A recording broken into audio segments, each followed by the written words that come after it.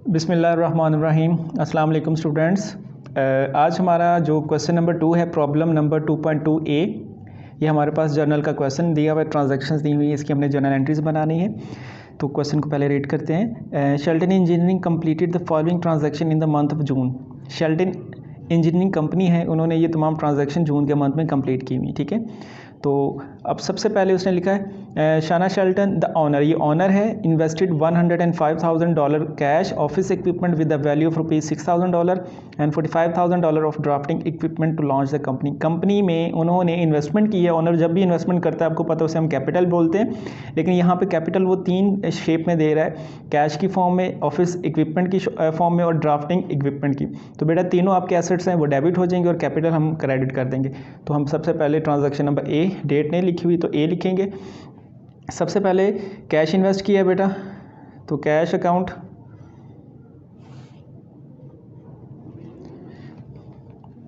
Cash account आपके पास दिया हुआ है, ये आपके पास डेबिट हो जाएगा। उसके बाद बेटा ऑफिस इक्विपमेंट,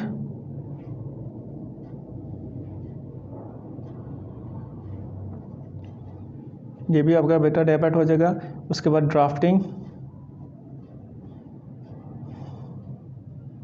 इक्विपमेंट, ये भी आपका डेबिट हो जाएगा और क्रेडिट हो जाएगा बेटा कैपिटल अकाउंट। अब हमारे पास जो ऑफ कैश उसने इन्वेस्ट किया था बेटा, वो उसने दिया था 105,000। ऑफिस इक्विपमेंट जो हमारे पास था बेटा, वो 6,000 था और हमारे पास 45,000 जो था वो ड्राफ्टिंग इक्विपमेंट था। तो बेटा हमारे पास ये टोटल हो गया था 156,000। इसका मतलब शेल्टन ने 1,56,000 की टोटल इन्वेस्टमेंट की थी, जो 3 चीज़ों में इन्वेस्ट किया उसने। तो बेटा आपने यहाँ पे इसकी यहाँ पे नरेशन लिख देनी है, इन्वेस्टमेंट इन बिजनेस।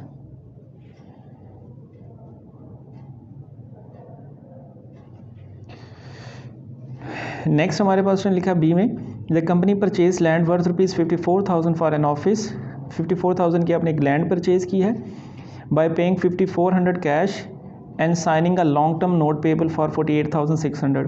आपने लैंड 54,000 की परचेज़ की, ये आपका एसेट बन गया बेटा, और 5,400 आपने उसी वक्त कैश की फॉर्म में पे कर दिया, और जो रिमेनिंग 48,600 था बेटा, उसके लिए आपने एक लॉन्ग टर्म नोट पेबल यानी क्रेडिट पे एक नोट को विड्रॉ करवा लिया कि इन फ्यूचर आप इसकी पेमेंट करेंगे। तो ये आपकी लाइबिलिटी बन गई।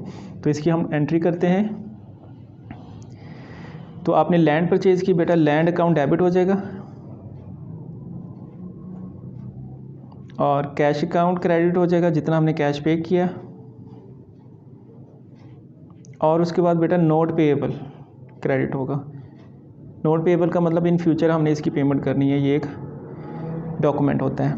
आपने लैंड परचेज की थी बेटा $54,000 की, और कैश पे किया आपने $5,400 का, और 48,600 जो है ना आपने बाद में पेमेंट करनी है।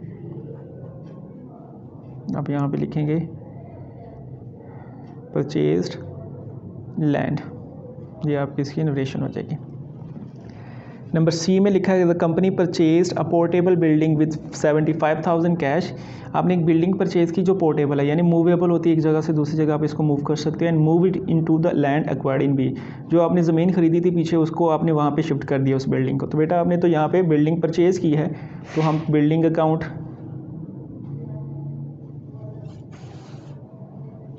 डेबिट कर देंगे क्योंकि एसेट इंक्रीज़ हो रहा है। और बेटा यहाँ पे आपने इसे कैश पे परचेज़ किया, इसी वक्त कैश में हमारे पास क्रेडिट हो जाएगा कैश अकाउंट। तो वो हमारे पास थी 75,000 एंड 75,000। यहाँ पे हम उसको टोटल करके इसकी नरेशन लिख देंगे, परचेज बिल्डिंग, ठीक है। नेक्स्ट में उसने लिखा है डी में, the company paid 6,000 cash for the premium on an 18 month insurance policy. आपने 18 महीने की इंश्योरेंस पॉलिसी परचेज़ की और उसका प्रीमियम पे किया, एडवांस में पे कर दिया। तो बेटा ये प्रीपेड इंश्योरेंस है, तो प्रीपेड इंश्योरेंस आपका एसेट होता है और कैश आपका एसेट होगा। इसका मतलब प्रीपेड इंश्योरेंस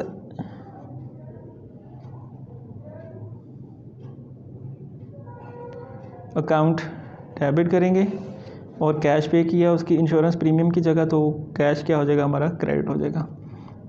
तो 6,000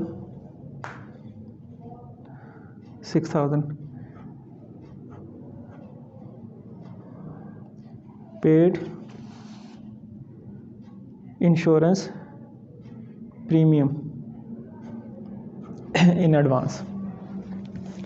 उसके बाद the company completed and delivered a set of plans for the client and collected 5,700 cash. बेटा अब आप इंजीनियरिंग सर्विसेज प्रोवाइड कर रहे हैं, तो आपने इंजीनियरिंग सर्विसेज उसको प्लान प्रोवाइड किया अपने क्लाइंट को और उसी वक्त आपने 5,700 आपने कैश रिसीव किया। That is your income. अपनी सर्विसेज आप दे रहे हैं बेटा, तो आपने उसे इनकम वसूल कर ली। तो इनकम जो वसूल करेंगे तो आप कैश की फॉर्म में वसूल करेंगे, जारी बात है। कैश अकाउंट हमारा डेबिट हो जाएगा और इंजीनियरिंग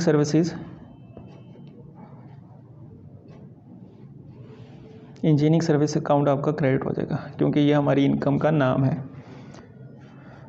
और अमाउंट हमारे पास बेटा है 5,700। ठीक है, यहाँ पे हम नरेशन लिख देंगे इंजीनियरिंग सर्विसेज प्रोवाइडेड।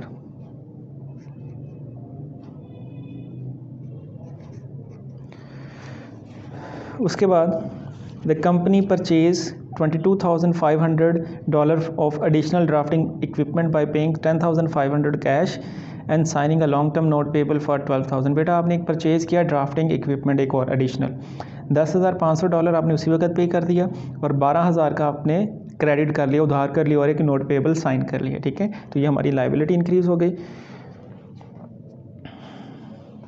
तो बेटा आप यहाँ पे एसेट क्या खरीद रहे हैं, ड्राफ्टिंग इक्विपमेंट। ये आपका डेबिट हो जाएगा ड्राफ्टिंग इक्विपमेंट अकाउंट। और बेटा कैश आपने कुछ पे किया तो कैश अकाउंट क्रेडिट हो जाएगा और नोट पेएबल अकाउंट क्रेडिट हो जाएगा। कितने का आपने प्लान किया था, 22,500 का, और आपने कैश पे किया बेटा 10,500 और 12,000 जो है आपने नोट पेएबल ऑन क्रेडिट कर दिया। हम यहाँ पे लिख देंगे परचेज्ड ड्राफ्टिंग इक्विपमेंट। उसके बाद the company completed $12,000 of engineering services for a client, this amount is to be received in 30 days. आपने अपने क्लाइंट को सर्विसेज प्रोवाइड की इंजीनियरिंग की $12,000 की, लेकिन आपने पैसे कहा उसने 30 दिन में देगा, जिसका मतलब उधार कर लिया, तो इससे आपने पैसे रिसीव करने। जिससे आपने उधार पैसे लेने होते हैं उसे हम अकाउंटिंग में डेटर बोलते हैं या अकाउंट रिसीवेबल बोलते हैं। तो बेटा यहाँ पे अकाउंट रिसीवेबल को हम डेबिट करेंगे क्योंकि पैसे हमने लेने हैं,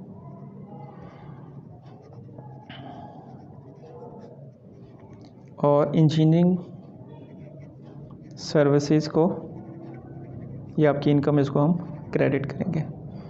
तो अमाउंट हमारे पास बेटा है 12,000।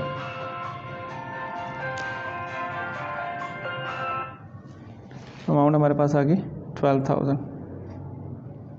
ठीक है, यहाँ पे हम लिख देंगे income earned but not received. ठीक है, उसके बाद बेटा the company purchased 2,250 of additional office equipment on credit. आपने ऑफिस इक्विपमेंट एडिशनल खरीदा ऑन क्रेडिट का मतलब उधार पे, तो इसका मतलब लाइबिलिटी बन गई बेटा। तो अब यहाँ पे हम रिकॉर्ड करेंगे, पहले यहाँ पे हम ऊपर लिख दें जनरल जर्नल,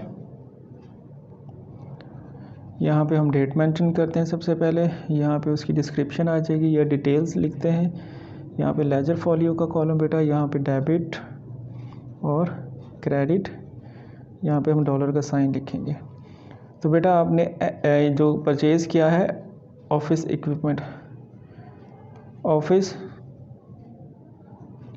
इक्विपमेंट अकाउंट, बेटा इसको हम डेबिट करेंगे और उधार पे, तो इसका मतलब अभी हमने पेमेंट करनी है, तो बेटा अकाउंट पेएबल, जब हमने किसी को पैसे देने हो, किसी से लेने हो तो अकाउंट रिसीवेबल और किसी को देने हो तो अकाउंट पेएबल लिखते हैं। ठीक है, तो ये हमारे पास आ गया बेटा 2250।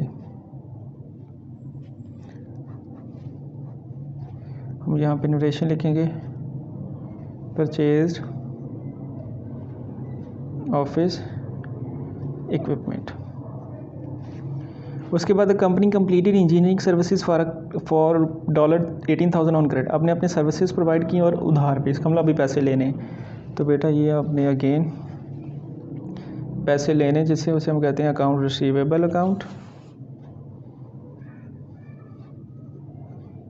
ये हमारा डेबिट हो जाएगा और इंजीनियरिंग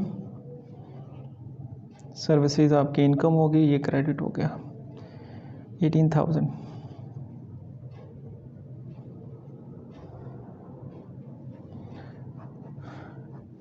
इसे हम लिखेंगे income earned but not received. उसके बाद the company received a bill for rent of equipment that was used in recently completed job. The $1,200 rent cost must be paid with in 30 days. आपने एक equipment rental basis पर लिया था, rent पे लिया था और उसको इस्तेमाल कर लिया, लेकिन अभी आपने उसकी पेमेंट करनी है 30 दिन के अंदर। तो इसका मतलब ये बेटा आपकी लाइबिलिटी है, तो भी आपने इसको पे करना है। तो हमारा एक एक्सपेंस होगा बेटा, जिसको हम बोलेंगे इक्विपमेंट रेंटल एक्सपेंस। ये हमारा डेबिट हो जाएगा, क्योंकि एक्सपेंस हमेशा डेबिट होते हैं बेटा, और अभी पेमेंट करनी है तो पेमेंट की नहीं है, तो ये हमारी लायबिलिटी बन गई अकाउंट पेएबल। और अमाउंट है हमारे पास बेटा 1200।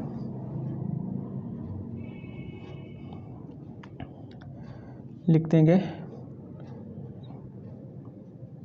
Equipment rental expense.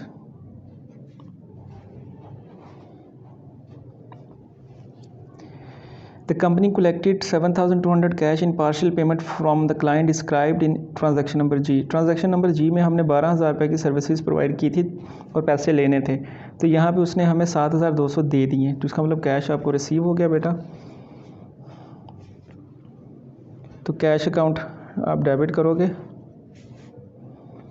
ठीक है, और अकाउंट रिसीवेबल को क्रेडिट करेंगे। अकाउंट रिसीवेबल का रेट का मतलब होता है कि इससे हमने पैसे ले लिए। तो अमाउंट हमारे पास बेटा है ये 7,200, 7,200। Amount received from account receivable. उसके बाद बेटा the company paid 1,500 cash for wages to drafting assistant. आपने एक असिस्टेंट रखा था, उसे आपने वेजेस पे की, यानी वर्कर है, उसे आपने वेजेस पे किए 1,500। तो बेटा ये आपका एक्सपेंस होता है, तो वेजेस एक्सपेंस होगा। वेजेस अकाउंट, वेजेस हम कहते हैं तनख्वाह को जो हम अपने वर्कर्स को डेली बेसिस पे देते हैं, तो ये एक्सपेंस हो वेजेस अकाउंट हो कैश अकाउंट। आपने पेमेंट की है उसको $1,500 कैश में, पेड वेजेस टू असिस्टेंट। उसके बाद the company paid 2,250 cash to settle the account payable created in transaction number H में आपने देखें 2,250 रुपये की एक ऑफिस इक्विपमेंट उधार पे खरीदी थी। अब आपने यहाँ पे उसको पेमेंट कर दी। कितनी पेमेंट की है बेटा? 2,250, ठीक है, ताकि आप अपना अकाउंट क्लियर कर दें। अब पेमेंट किया तो बेटा अकाउंट पेएबल को हम डेबिट कर देंगे, क्योंकि जब ये क्रेडिट होता है तो इसका मतलब पैसे देने होते हैं, और जब ये डेबिट होता है इसका मतलब हमने इसको पैसे दे दिए, और कैश अकाउंट हमारा क्रेडिट हो जाएगा 2,250 पेड अकाउंट पेएबल। उसके बाद the company paid 675 cash of minor maintenance of drafting equipment. आपने कुछ रिपेयर और मेंटेनेंस के एक्सपेंसेस पे किए हैं, तो बेटा ये आपका एक्सपेंस होगा। इसको हम रिपेयर एक्सपेंस का नाम दे देते हैं जब मेंटेनेंस होती है। रिपेयर ये हमारा डेबिट हो जाएगा, और बेटा कैश अकाउंट हमारा क्रेडिट हो जाएगा 675।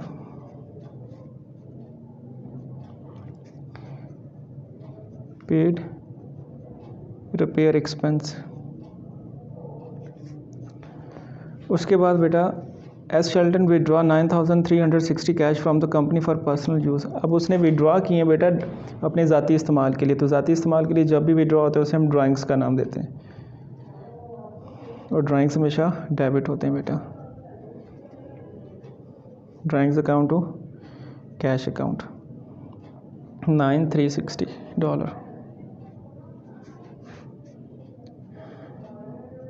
Withdraw for personal use.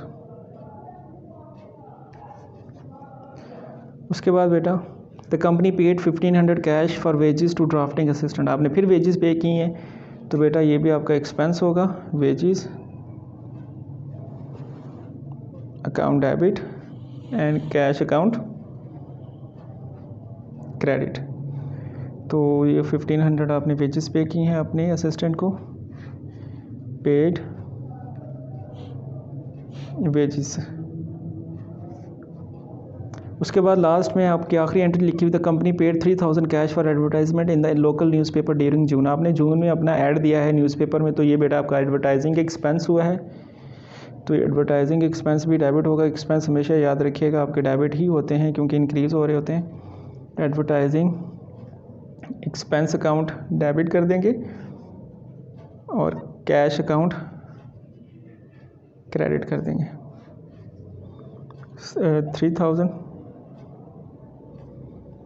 3000 और यहाँ पे लिखेंगे पेड एडवर्टाइजमेंट एक्सपेंस। तो बेटा इस तरीके से आपका ये क्वेश्चन भी कंप्लीट हो गया। 2.2 क्वेश्चन, इसकी जर्नल एंट्रीज कंप्लीट हमने परफॉर्म कर दी। आपने प्रैक्टिस के तौर पर बेटा आपका क्वेश्चन होगा जिसको 2.2 बी क्वेश्चन होगा। 2.2 बी प्रॉब्लम सेट नंबर आपने सेट बी में जाना है, और 2.2 B same as it is question बेटा वैसे का वैसे ही है जैसे मैंने सेट ए में परफॉर्म किया है। इसको आपने प्रैक्टिस के तौर पे परफॉर्म करना है, सेम एंट्रीज़ होंगी। आप इंशाल्लाह ताला अगर आप प्रैक्टिस करेंगे तो आपको और अच्छे तरीके से ये क्लियर हो जाएगा। एक दफ़ा आप अपनी क्वेश्चन का ओवरव्यू कर लें। ये तमाम एंट्रीज़ हमने परफॉर्म की हैं, तमाम एंट्रीज़ को हमने परफॉर्म कर लिया है, ठीक है। इसको अच्छे तरीके से प्रैक्टिस कीजिएगा।